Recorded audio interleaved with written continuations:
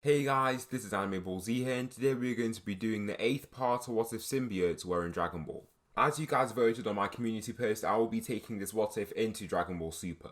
I'm not sure yet if I want to go all the way to the end of the Dragon Ball Super anime, but I will go to around the Universe 6 saga as a minimum. Please like the video if you haven't already and subscribe. It's totally free and you can unsubscribe whenever you want. There's nothing much else I'd like to say in the intro, so without further ado, let's get into the video. Slick talker since a jet. Winter time, all the time, ooh, yeah. Look at the way that I move, swag. Disrespectful and I'm rude, okay. I had cocaine in the school. If Goku continues to fight Cell at this rate, he'll lose. He knows this, but doesn't exactly know how to beat him. After this, he flies up and above Cell to arrive at the sides of Trunks and Vegeta. Cowering away are you, Kakarot? Vegeta says with a chuckle. Trunks, I don't know how I can beat him. Even with Super Saiyan and Venom, I'm useless, he says, clearly confused. This leads the Saiyans and the symbiotes to come up with a plan. Venom's offspring / counterpart, I'm not sure you can really call Anti-Venom his offspring, but he thinks of something. It seems that he has some of our abilities, but I don't think he can do everything that we can. If he can, I'm sure that he can't do it as well. He has gained this power artificially, not organically like us. We'll heal your bodies while you also use our shape-shifting ability as much as you can, Anti-Venom declares. As he does this, Trunks reveals a chocolate bar, then he starts to chow down on it. Vegeta, Anti-Venom states, through Trunks' mouth. What do you want, symbiote? Vegeta says. You're gonna need a symbiote. Venom, form an offspring, Anti-Venom says, in reaction. You think I need a symbiote? Vegeta replies, annoyed by this statement.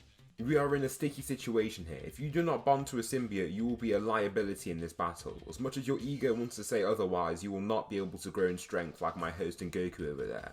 We are a power that you require, Anti-Venom explains. Vegeta doesn't reply at first, but he knows that what this symbiote is saying is true. The symbiote is able to make the host, if a Saiyan, be willing to bond to it through simple mind alteration to negate the feature of Saiyan pride. In the end, he decides to bond to a symbiote reluctantly, and Venom is the only one with seeds to form an offspring. Anti-Venom was formed from a remnant of Venom, so he is pretty much an augmented special case of symbiote that doesn't occur in nature. He is basically infertile. He doesn't have any of the seeds required to form an offspring. From Goku's arm, Venom forms a large cluster of symbiote and it starts to rumble slightly. Out of nowhere, a grey symbiote starts to detach from his own, and after a few seconds, a completely new symbiote is formed. This symbiote dives right towards Vegeta and there isn't anything he can do to dodge it. Hello Vegeta, Riot says as he covers Vegeta's body. Vegeta looks reluctant at first, but eventually he looks completely fine with the symbiote across his skin as his mind has been altered. I hope you have all had fun. I'm going to capture my last android, Cell shouts, flying into the distance. In reaction, the three symbiotes Venom, Riot and Anti-Venom charge right after him at full pelt. They're fast, and the fastest symbiote is of course Venom. Vegeta does have the strongest form of Super Saiyan, but he is still much weaker than Goku. Even with the higher multiplier, he cannot match his strength. Cell, using his enhanced vision, scouts out the area and finds Android 18 and 16 hiding in a dense forest. Using his incredible speed, he dives down like a falcon and strikes 18 as soon as he sees her. This causes her to get significantly injured from this one attack alone, and there isn't anything that she can really do to resist him. Cell flies her into the air at least 400 meters up, then begins the absorption. Goku shouts out as he sees this, launching his Kamehameha wave at Cell, who is in the distance. However, he now has a protective shell over his body for the transformation, and once the energy wave hits him, it does relatively no damage. Vegeta then launches his own Big Bang attack that looks silver due to his new influence from Riot. Cell takes this attack again and his transformation completes under his protective shell. A dark, perfect Cell is revealed with a smile. Now, I present to you my perfect form, Perfect Cell, Cell says, darting towards Goku specifically. Before he can land a hit, Goku fortifies his arms with more of his symbiote, and so once the punch lands it does much less damage than intended.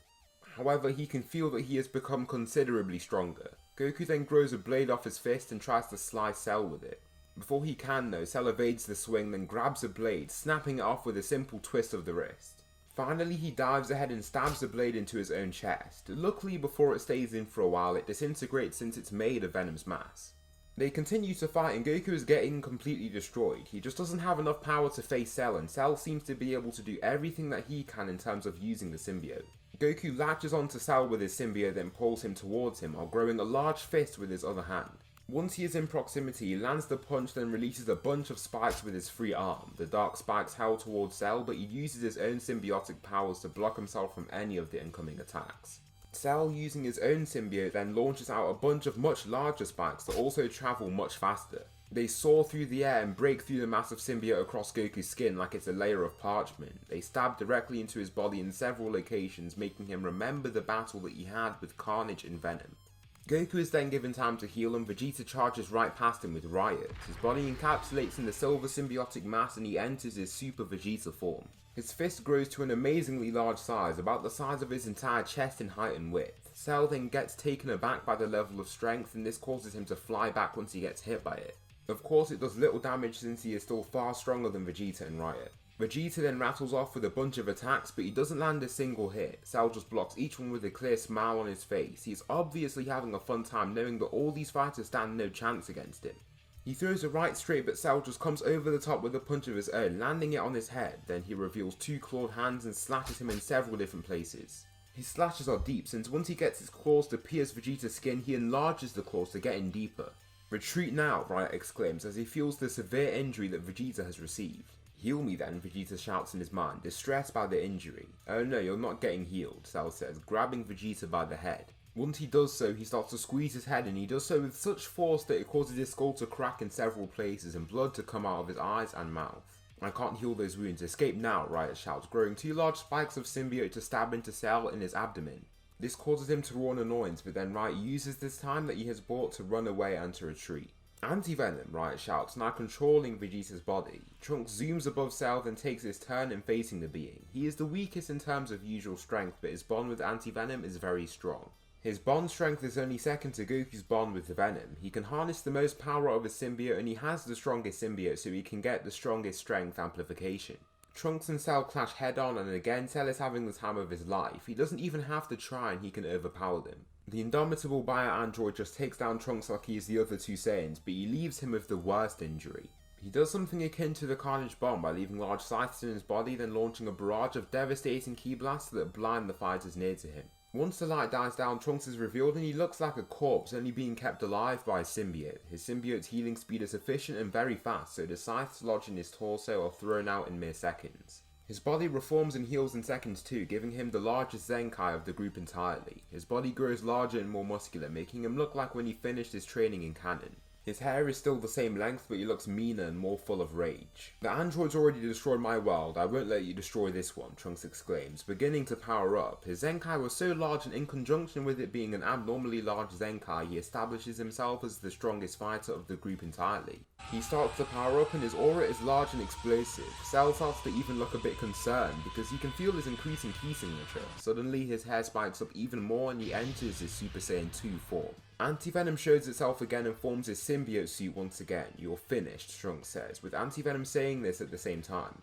Trunks punches Cell in his face, but his opponent throws two attacks of his own. Trunks blocks both attacks and throws a double-legged kick that launches Cell downwards. However, he flies behind Cell and grabs onto him forcefully. From afar it looks like some form of hug, but then he releases large spikes from the surfaces of his body that are contacting Cell. His spikes dig in deep, then he chucks him forwards. Finally, he swings his hands around like he's weaving hand signs, then uses his burning attack, launching it right down towards Cell. It lands on him head on, creating a large mushroom cloud explosion. So he is forced to fall back to keep himself from getting injured, and the symbiotes aren't durable against extreme heat and flames. "He did it," Goku says in shock. However, they are surprised to see that once the smoke thins, Cell is in a ball of black symbiote, shielding himself. "How is this possible?" Anti-Venom asks. Out of the ball of symbiote, a large blade zooms out and impales Trunks in his chest. This blade slices through his heart and therefore deals some serious damage. He falls out of Super Saiyan 2 and his symbiote collects around the wound to heal the damaged tissue as quickly as possible. Even though the blade is stabbed through his body, his symbiote is making sure that he basically can't die and that the damage is getting reduced as much as possible. "I thank you," Cell says from inside the disintegrating ball. "You have made me even stronger from that attack you just pulled off. All you have done is made this harder for yourself. I hope you're happy," Cell claims, making his symbiote fall under his skin. "He couldn't beat him. We must slay this beast or our world is done," Venom states, getting Goku ready for battle. Goku enters Super Saiyan Grade 1 and he dives down to try and fight Cell. Before he can even throw his clenched fist, he is forced to take a punch right to his stomach.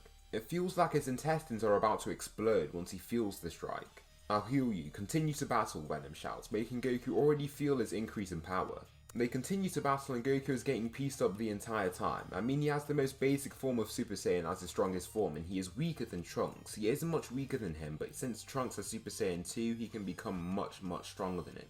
However, as he's fighting, he's getting stronger. Each attack and each time he gets beat down, he comes back stronger and Venom can feel it.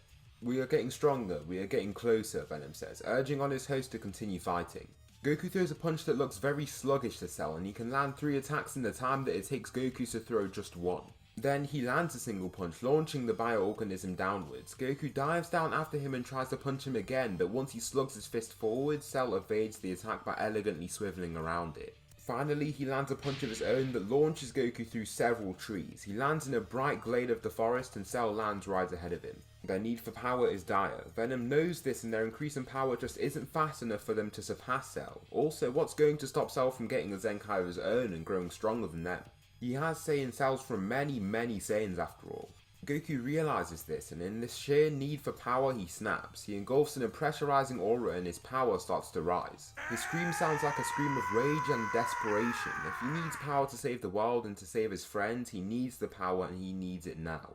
Goku then enters his new powerful Super Saiyan 2 form. Electricity crackles in his aura and his power has doubled. With his Zenkai he also gets more than twice as strong. "This is our chance, take him out now," Venom shouts, making Goku charge right at Cell. He launches several spikes out by throwing out extensions of a symbiote with sharp ends. They pierce through Cell in several places and from his arms he makes several symbiote appendages. Cell tries to hit him but Goku swerves behind him with his newfound speed. He then throws 2 haymakers right to his back and then shoots out 2 scythes through his chest, making Cell cough up blood. Instead of pulling them out, he keeps the scythe wedged in his chest and throws out a wave of black tough spikes. Some of them even go right through his body. Goku continues to use his symbiote to give Cell grave injuries. Also, he knows that symbiotes are susceptible to heat and flames, and so he takes a swift step back to release a bunch of explosive ki blasts. "Everyone blast him," Venom shouts, making the trees rustle with his extremely loud voice. Cell stumbles, coughing out blood with the symbiote spikes in his body. He then looks up to see the 2 other Saiyans aiming blasts at him. Down next to him, Goku is charging his Kamehameha wave. Vegeta's final flash has silver crackles of electricity within it, and Trunks is preparing to launch a full power energy wave. The beams combine into an ultra powerful beam of energy clashing into Cell. There is nothing that he can do to resist it, and the blast damages the symbiote inside the heat of the blast. It burns and scorches away, also destroying his flesh since his symbiote is pretty much a part of him. I've already said this, but he isn't 2 organisms living in the same body, but just Cell with symbiote powers. His flesh also gets destroyed and burned, destroying every single cell in his body. There is no chance of him to recover from this blast and he is reduced to nothing. The forest is destroyed in the explosion and the area is pretty much flattened. So that will conclude the 8th part of What If Symbiotes Were in Dragon Ball. Please tell me something you liked about this part or something that I should improve on for the next one. Thanks so much for watching and I'll see you in the next video.